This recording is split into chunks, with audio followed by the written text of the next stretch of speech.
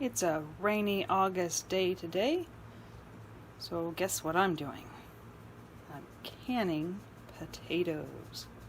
So far I've taken a bag of potatoes, they've been peeled, and then I'm chopping them up into little pieces. I had these in two different parts of the sink, but I needed my other half of the sink, so now they're all just in here. They're soaking in water to help draw out a lot of the starches that are in the potatoes. This keeps them from being cloudy when they're canned. So we'll go through the rest of the process here in a bit. Okay, here's my stove, and on it I have my water bathing pot, stock pot, and in it I have some half-gallon jars that they're heating up. This is getting warm before we put anything in it, and I'm getting my jars nice and warm before we fill them. Over here I have just some fresh water in a big pot. I'm going to add in about, let's see, about a cup of lemon juice. The reason I'm adding lemon juice is because potatoes do not have any acidity to them, so you've got to add some type of acidity. You can use vinegar or lemon juice. I like lemon juice. You probably add citric acid too, but I like lemon juice. I just like the flavor it adds. And then I'm adding in some salt. That's my, what am I say, preservative. So what's going to happen is this is going to get really hot and to boiling. And then what we're going to do is we'll put the potatoes in the jars and then pack them in the jars, and then we add this mixture once it's hot. We'll add that onto it, and then they go into the stock pot to water bath. Now that the potatoes are all chopped up, I'm going to move them from one sink to the next.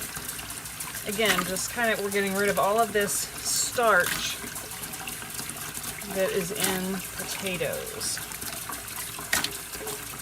You see how cloudy this water is over here. Yes, I made sure to clean my sink before starting all of this. Alright, I've grabbed a colander full of the potatoes, and now all I'm going to do is fill up the jars as I drip water everywhere. I only had enough potatoes to fill up 2 half-gallon jars. So the next thing I'm going to do is take my lemon juice and salt water mixture that's been boiling, and we're going to fill up these jars. And you're just going to, I use a ladle in the hot mixture till it's up to the top. Yes, I have everything sitting on a towel because it gets kind of messy.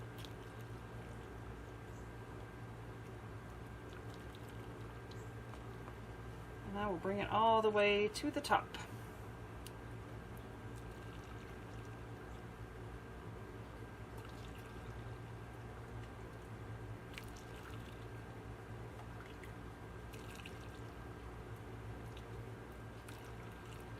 These get, because this is boiling water and the jars have been hot, this gets, really, the jars are hot. So make sure you're using something to protect your hands with these. Next, I put the lid on it, screw it down.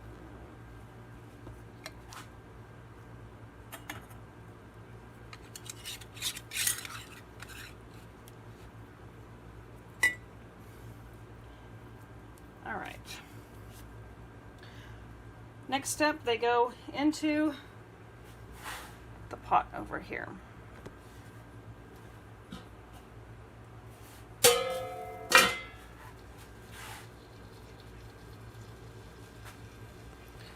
Just doing this thing.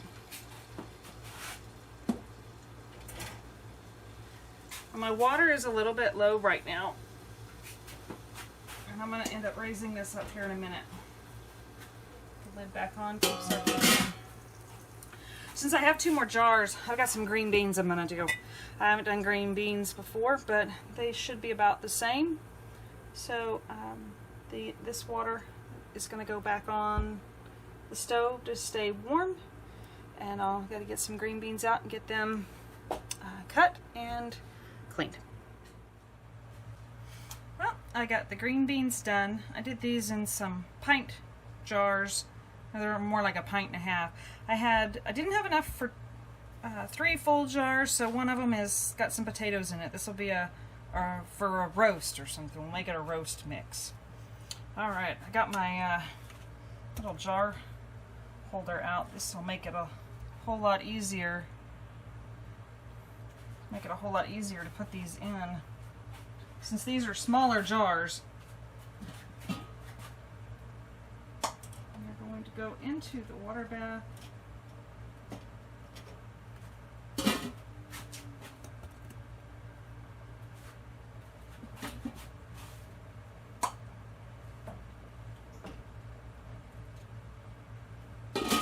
One more. Might have enough space for one more jar. You know what? Let's do some carrots. Woohoo! A pretty jar of carrots ready to go in. These are baby carrots that I cut up. Just about have a bag. So we got 2 of those, so at least I know about how much fits in there. So they're gonna go into the water bath, and then from here I'm gonna fill this up. Let's see. Let's see. I get to do this left-handed. Pick up the jar, put it in. Ooh, can I get another jar? Can I fit another? Well, that lid doesn't go to that pan. We won't do one more. We'll keep it at that. So I'm going to add a little bit more water to get it to the top of these half-gallon jars here. Turn up the heat a bit. We'll get this boiling hot and heavy. And then it'll sit for, it's supposed to be about 3 to 3.5 hours. I don't know, we have a propane stove, so I don't know if this will let us go for 3 hours or not. But we'll see. Alright, it's been several hours since our cans have been in here, so it's time to take them out. We don't want to let them sit in here while it cools. That's really not safe. It doesn't work well.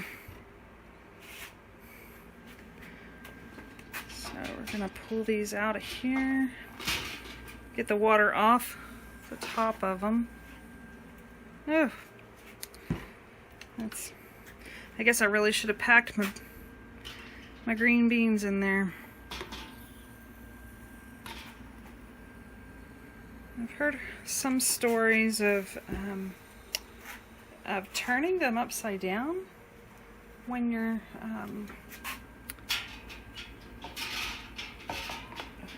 letting them sit. I think that one would have been really pretty if I had carrots in it too. That would have been fun. Alright. Goodness gracious.